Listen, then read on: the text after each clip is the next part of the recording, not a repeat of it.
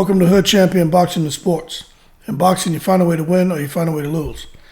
Only Gervonta Tank Davis can beat Gervonta Tank Davis. And I'm going to go ahead and say that, man. I'm going to be real with it, man. I can't sit here and I'm not going to try to exaggerate it. I'm not going to get all animated. I'm just going to tell you, from what I'm seeing with Tank Davis, what sparring partners from 130, 135, 140, 147, 154, even some guys at 160, what they're saying about him is consistent. When he hits people, even in sparring, they're saying it's the hardest they've ever been hit. And because he has the kind of power to hit you with 8-ounce gloves, it doesn't matter who it is, people seem to think twice or try to go to a plan B. And if they don't have a plan B, they get on their bicycle when they're in the ring with them. Okay, and the only one, the name that keeps coming up is Isaac Pitbull Cruz. Tank ran from him. He wasn't able to hurt Pitbull Cruz. But, just being honest and being fair, Tank Davis hurt that left hand. So that left hand bomb, he wasn't able to detonate it the way he wanted to. And then it showed that Tank had levels to his game, because then he got on his bicycle, he started boxing. And it wasn't just running around the ring, just trying to escape Pitbull. No, it was intelligent boxing. Picking his spots, touching Cruz. Cruz would close the gap. Tank was still slipping and getting out of there. And I just don't think Tank gets a lot of credit for his boxing ability. But one thing we need to give him credit for is that this man continues to become the highest, to put on the highest grossing events at any venue that he steps into. Now, that's a pretty big deal. You see, this is kind of how that works. People want to come out and see you fight, okay? So that's probably the biggest hurdle you got to overcome, just being an attraction. But when the average Joe who's sitting on his couch, or the average, Julia is sitting on her couch, and they want to come out there and they want to see you fight, it's incentive. It's even more of an incentive to come out there and know they're going to see celebrities. Now, it's unfortunate when you have celebrities in the audience who are trying to fight and act ignorant as hell. That kind of sucks. But still, what's the chances of someone who's just kind of hanging out, living their life, being able to be in an environment with such a contrast of people from different walks of life? And also, hey, look, man, people like to see celebrities, all right? That whole thing, and taking pictures and stuff like that, and the next day being able to tell someone I saw so-and-so, that matters. But we got to look at Tank and what this man is doing. And I hope he can figure it out, because he's the only one I think that can beat him in and out the ring. You look at the live gates that this guy's putting on, at least 5 million plus from the live gates from anywhere that he goes. And I honestly think if Tank was to go to a venue with a capacity of 100,000 seats, I think he could fill that up too, right? So the other thing is pay-per-view. I keep hearing that Tank that his pay-per-view was a success. I keep hearing that. I can't find any numbers to give to you, but when you tell me someone pay-per-view was a success, right? I automatically think 200 to 250,000. That's what I think, because that's what's a success today. That's the going rate for a pay-per-view event being a success. We know that these guys get paid a guarantee of around, he got $1.5 million. So if you're selling the fight at a $70 plus price point and you're getting, over 200,000 buys, you're making your money. The promoters are making their money back, and they're able to throw a few more million on top of the guarantee. So then Tank is happy, and everybody is happy. But really, when you look at those numbers, and I've done videos on this compared to the past, that's not really great numbers. But we understand there's so many different avenues to illegally stream the fights and stuff like that, and damn near everybody has a Fire Stick now. So that does hurt the fighters. But at the end of the day, Tank Davis is able to make pretty good money. Now, as far as who can actually beat him, what kind of fighter can actually beat Tank Davis? Look, you may have to throw Tank in there with damn Godzilla, man. King Kong, Tyson Fury, or something like that. Usyk. You may have to put him in there with someone like that for Tank to lose. But the type of fighter, in all seriousness, that is going to take to beat Tank Davis, right, is going to need someone who can box from the first second of the first round to the last second of the 12th round. Okay? Going to need somebody who has fast hands and can make sure those hands are fast from the first second of the first round to the last second of the last round. Make sure someone who has power, a boxer puncher, from the first second of that first round to the last second of that 12th round. Someone with stamina who can make sure they can maintain their work rate from the first second of that first round to the last second of that last round. Now, there are some other things, like being mentally strong and stuff like that, having the right team. But let's forget about it. Let's just focus on those first four things. Who, right now, from 130 to 140, and we may even want to talk about 147, but they got some killers at 147. I'm not going to say it could be too much for Tank. I'll just say it starts getting, that's probably where he'll get his real competition. But right now, from 130 to 140, who has the power? Who has the speed? Who has the stamina? Okay? And who has the chin? Who can actually go 12 rounds with Tank, and where their offense is their defense, okay? You know who was a guy who was able to use his offense as his defense, and it saved him in a lot of fights, and he won a lot of fights, and he stopped a lot of people. But when he started to slow just a bit, he started getting touched. And then he got exposed for, what we all knew was his chin. But Amir Khan. I'm going to tell you right now, if Amir Khan at 140, in his prime, able to fight, he was able to do all those things that we just mentioned, he would make it hard for Tank. But the thing is, Amir Khan sometimes, he would get caught up in his own hype and sit in the pocket too long. But if you can get someone who had a bit more intelligence than Amir Khan, than just to sit there and fight with his, with his balls, man, that can just hit you, combination, roll out, use the range, use his distance, man, use the intelligence, just control the real estate in the ring. A guy like Tank could still cut that ring off and still get to you, but they would have somewhat of a chance, because you kind of saw that. And I'm not saying Tank and Marcus McDonough the same fighter. Tank is just different, man.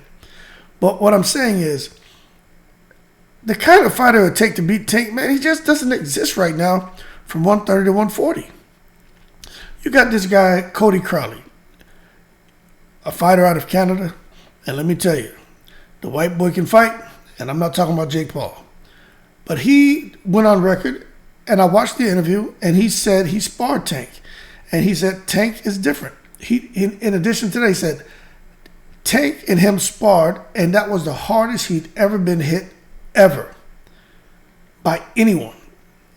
Now, this man is a welterweight. Of course, he walks around a lot bigger than 147, but it just tells you what's in Tank's hands is something that was gifted from the big man above.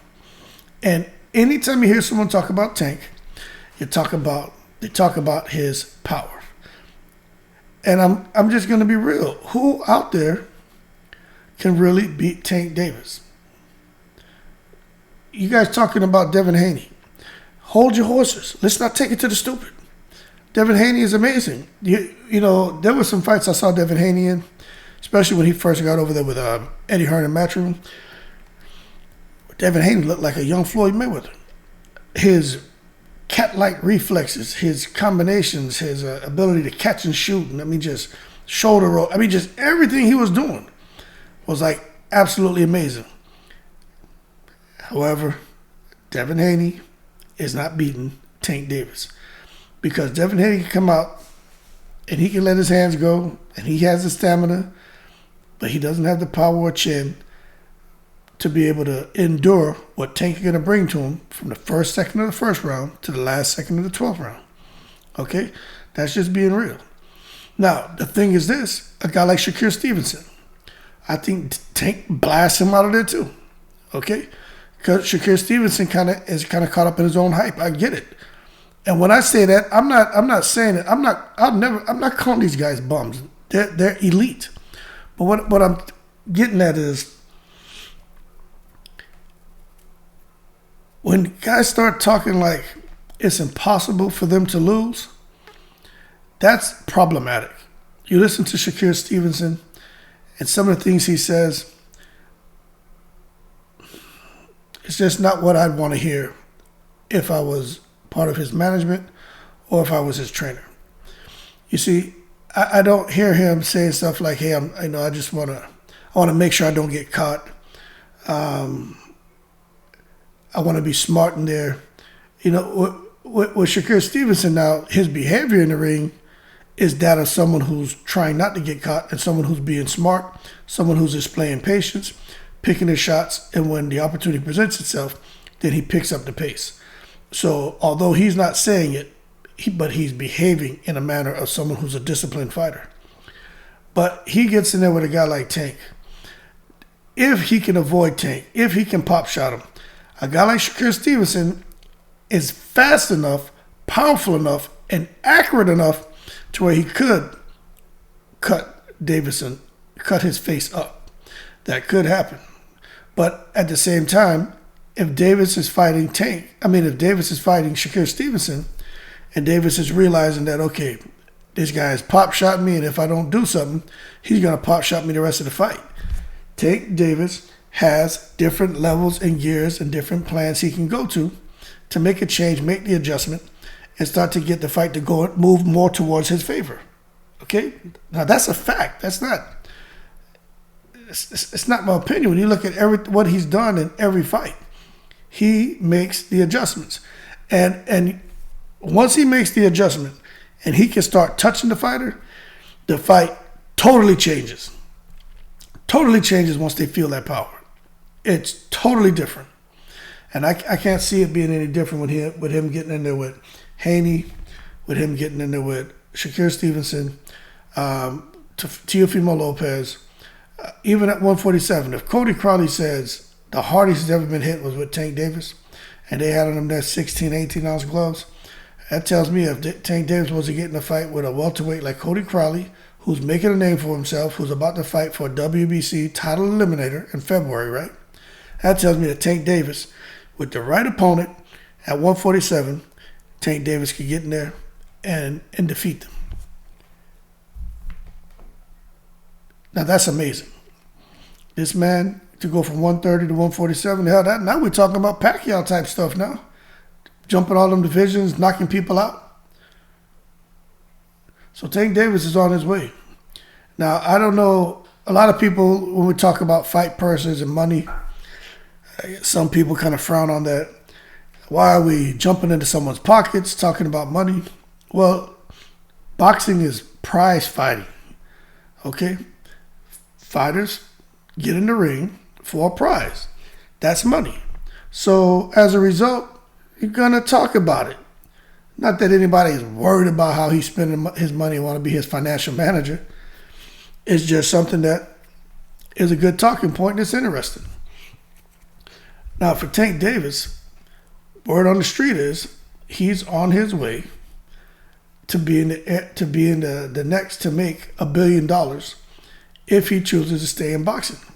With the trajectory he's on, with this niche that he's been able to carve into the boxing world. You see, you can work with the fighter. You can give them all the training in the world to try to help them become more appealing, to help them try to become something that's more or less tantamount to what Floyd became, Pacquiao became, De La Hoya became. And what I'm talking about is a pay-per-view attraction, a star, someone who, if you market them right, and that takes a lot of work if they don't have certain attributes for you to work with. certain things that make marketing that person very, very easy. There's two people in boxing who have that. One had it, still kind of has it, and another one has it. The first one was Adrian Broner. He had it, man. But, we all know what happened with AB. Kind of didn't make the best choices. But now Tank Davis has it. And I'm hoping he makes smarter choices this year than he's made in the past. Because, like I said, only Tank can beat Tank. But Tank Davis has everything that you'd want in a fighter. And, hey, look, controversy sells, and having run-ins with the law and all that. At times, depending on what it is, it can help to elevate their profiles. And I think it helps for them to build an even broader platform as well. So if he can get through what's coming up in February, because remember, only Tank can defeat Tank in and out the ring. If he can get through what this judge is about to throw at him in February, Tank is on his way, man. If he doesn't get through that, then, again, Tank defeated Tank. And we'll see, kind of what the verdict is and how much, if he even gets any jail time. We'll see what the outcome is. But for Tank Davis and someone out here in those lower weight divisions, I would say even up to 147, I just think even him fighting a guy like, Earl Spence or fighting Terrence Crawford, and I know some people are saying, all right, you're taking it to the stupid now, man. Hold your horses, like you always say. What I'm saying is, when you got a guy who hits like that, who's knocking out guys 3-4 weight divisions above the weight class that he fights in, right? I don't care who it is he gets in the ring with. You got to give him a chance to win. Now, I'm not saying it's going to be a 50-50 fight, 75-20 fight in his favor. No, but I'm saying there's got to be a little sliver of hope there that, hey, if he touches him, the fight could change immediately, right? But I do think a guy like a Terrence Crawford, although Terrence Crawford, like he's slowing down a little bit. But, he's still, it's only right that you probably favor Terrence Crawford. A guy like Earl Spence, which I doubt they would fight. Well, actually, they may fight. Earl Spence sounds like he'll fight anybody. He's even talking about fighting damn Jamel Charlo. But Keith Thurman, what's that guy's name? I was just looking at him, and they got a guy fighting at 147 right now who I think would be. So let's do this while I'm talking to you, right? Let's do this because we're talking about Tank Davis. And as far as what he could do fighting at let's just look at 140 first for Tank Davis. And let's see exactly what's going on at 140 for Tank Davis, right? Let me see if I can pull this up for you. Let me see. I'm going to pull this up for you. Hold on one second. Where is it? Let me see if it pulls up. Okay. Let me click over here. See if I can get that back on here for you. I'm not going anywhere, man. I'm just pulling up something for you so you can see what I'm looking at. So we're all on the same page here, okay? There we go. Okay, so this is 140. Now let's look at these guys here at 140, right? We're talking about Tank Davis now. You don't think Tank Davis, if he got in there with Josh Taylor, that he could hurt Josh Taylor and maybe get him out of there? I understand the height difference, the reach difference, but with the kind of speed and boxing IQ that Tank Davis has, at some point in the fight, what happens when he touches Josh Taylor? Regis Prograis, good fighter as well, keeps his hands low, but that would be a tough fight for Tank. But at the same time, what happens when Regis Prograis gets touched by Tank? Ramirez, super tough fight, super hard hitter. If Regis Prograis can get him out of there, what can Tank do? Catterall, tough fight. Him and Josh Taylor supposed to be getting it back on, but he gave Josh Taylor hell. Matias, that's a super tough fight, hard hitter. But at the same time, what happens with Tank if Tank touches him? So when you look at these guys here, then what I would really like to see him getting into one of those Russell brothers, because those Russell brothers, especially Gary Russell, man, he's always hating on Tank. But when you just look at these guys here at 140, You can't tell me that Tank wouldn't stand a pretty good chance to get in here and defeat these guys. That's all I'm getting at. These are supposed to, for the most part, be the top dogs at 140 pounds, and I'm not seeing anyone in there that I feel would just totally blow Tank out. There's just no one in there where I'm like, nah, it won't work. Now, when you go up to 147, it's a little bit different. But for Tank Davis, he's just proven, man, that he's really a problem. He really is, no kidding, like a pit bull, man. A little mini Mike Tyson. Super vicious, bad intentions on everything that he does, but he's smarter. He has patience. His angles are amazing. His athleticism is amazing. Tank Davis is good for the company. But he continues to set these records. I tell you what, and he's an independent fighter now. Tank Davis fight purse, I don't know what it was for this fight. I'm waiting to get that information so I can push it out to you. Not because I'm trying to jump in his pocket, because I want to see with these $4, $5, $6, $7 million paydays. Let's see if now that he's fighting on his own, that now if his fight purse jumps up to, the $20 million mark. Remember when Mayweather left Bob Arum, they were trying to sign him into some extended deal where he would be only making like $1.5 million a fight. And Oscar was getting like $15 million, something crazy a fight. Soon as Floyd Mayweather left Bob Arum, the man started making, $8, $15 million, $25 million, $30 million, the ridiculous amounts of money. So I'm curious to find out just how is Tank Davis benefiting financially from going the independent route. That's what I'm interested in finding out. Because we know he's trying to control his career.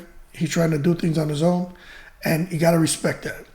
And that's something that doesn't really get enough attention, is the fact that this man has chosen to go independent and trying to find a way to win on his own and be his own man. We know there's the distractions outside the ring, but just there's some good going on with him too, and I think we need to talk about that. But for his next fight, I'm going to be quite honest with you. At 135, for Tank next fight, for Ryan Garcia, that's not an easy one, but I got Tank winning that. At some point, he's going to touch him. What happens? I don't think Tank's going to be stupid enough to let Ryan Garcia hit him with that left hook. But we do know when it comes to boxing, I used to fight southpaw, and sometimes southpaw's kryptonite, if you're not paying attention, could be that damn left hook from an orthodox fighter. But the thing is this, Ryan Garcia is not smart enough to keep his lead foot outside of the lead foot of Tank Davis. He's going to have it on the inside, and Tank's going to come straight down the pipe with that left hand. I'm just telling you what's going to happen, because Ryan Garcia, he's a great fighter, he has great skill, but he fights tall, he gets emotional, and I just don't think he's going to be disciplined enough to keep that foot of his outside of Tank's. I just don't think so. So it should be a foot fight in the ring, but I think Ryan's going to get lackadaisical. Tank is disciplined. Tank is more patient. I think Tank's going to knock him out. And it's going to be a straight left that freezes Ryan Garcia. Like he's going to be stiff like a mannequin, and then Tank's going to clean him up with the goddamn right hook. That's just how I see it. But after Ryan Garcia for Tank, hopefully it's Haney. Go get those titles and bubble up to 140. But I'll tell you someone who was another good fight for him is this guy Martin. Martin is a good fight as well. Cambosos Jr. may be a good fight. There's a lot of guys here, but for the most part, he needs, after Garcia, he needs to be going for Haney. He doesn't need to fight Lomachenko. He don't need to fight Cruz again. Martin is trying to make his name. Don't need to really fight Cambosos, Zepeda, Lemos, Diaz, Hughes. He doesn't need to fight any of those guys. Shakir Stevenson, it should really be Ryan Garcia, Devin Haney, and Shakir Stevenson in that order. That's what it should be. And then bubble on up to 140 or fight Frank Martin, but that's what should be happening. But we'll see what he decides to do. But again, Tank Davis, only Tank can beat himself. He's on his way. This man setting records, over and over again. This man making real money now. Just hopefully he can dodge this bullet coming up with February, going back to court. And we'll see just what transpires and what materializes with Tank in and out the ring. That being said, y'all keep cool. Shout out to the veterans. Shout out to all 7 continents. I'm in the breeze.